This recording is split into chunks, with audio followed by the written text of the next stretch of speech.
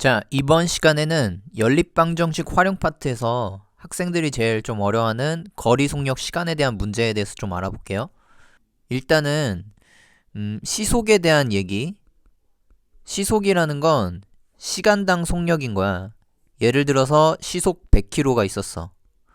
그러면 이 100km가 있었을 때 얘의 뜻은 무슨 뜻이냐면 1시간에 100km 간다는 뜻이죠.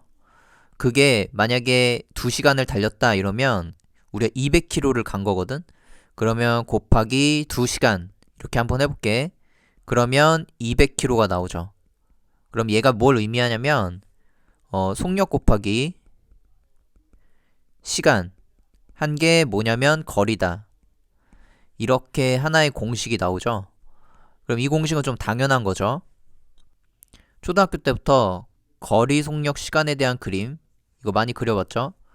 거리는 속력 곱하기 시간이다. 즉 거리 속력 시간은 한 세트라고 생각을 하면 돼. 무슨 소리냐면 거리랑 속력을 알고 있으면 우리가 시간을 구할 수 있어요. 그 다음에 거리랑 시간을 알고 있으면 우리가 속력을 구할 수 있지.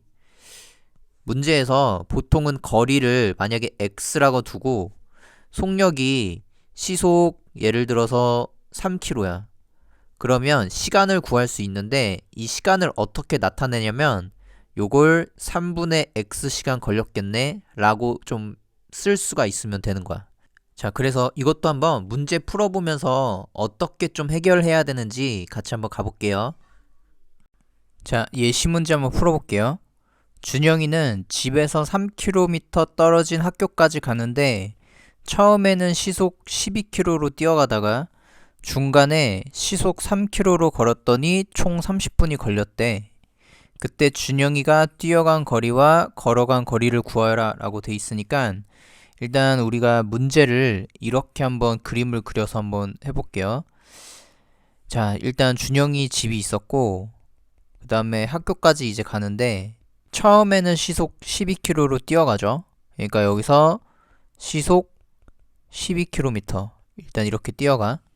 자, 그러다가 중간에 시속 3km로 걸어가. 그때 총 30분이 걸렸지. 그러면 우리가 이미 시속이라는 그 용어가 나왔으니까 모든 단위는 다 시간 그리고 킬로미터로 다 고쳐줘야 돼. 그렇기 때문에 요 30분 있죠. 이 30분을 시간으로 좀 고쳐서 60분의 30시간 이렇게 좀 고쳐서 얘가 2분의 1 시간이다. 이렇게 좀 고치시면 된다. 자, 그러면 이제 여기서부터 여기까지 거리가 x 그 다음에 걸어간 거리를 y라고 좀 이렇게 좀 볼게요. 자, 그럼 이때 거리가 x 그리고 이때 거리가 y 이렇게 좀 보면 일단 여기서부터 여기까지 딱 봤을 때 우리가 거리랑 속력이랑 알잖아. 그럼 일단 우리가 문제 풀 때 보통 이런 표를 좀 작성하고 풀죠. 거리 속력 시간 즉 뭐냐면 거리가 x 시속이 12km 그러면 얘가 거리랑 속력을 알고 있으면 시간을 표현하면 되겠죠. 자, 시간은 12분의 x 시간이 걸린 거야. 무슨 소리냐면 여기서부터 여기까지 12분의 x 시간이 걸린 거야. 자, 그리고 여기서부터 여기까지 쓴 시간도 마찬가지로 요게 3분의 y 시간 쓴 거겠지. 왜냐면 거리랑 속력이랑 알면 시간을 표현이 가능하니까.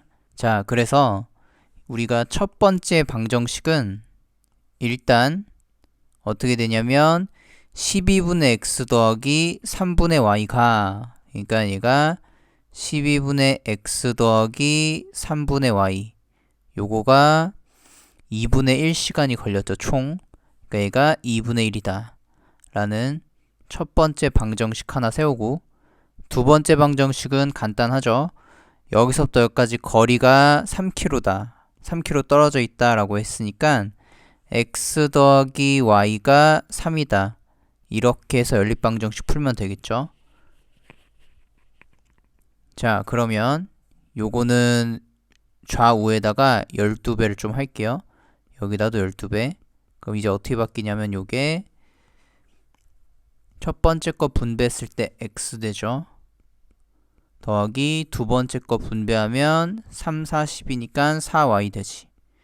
요게 2, 6, 10이니까 6 되죠.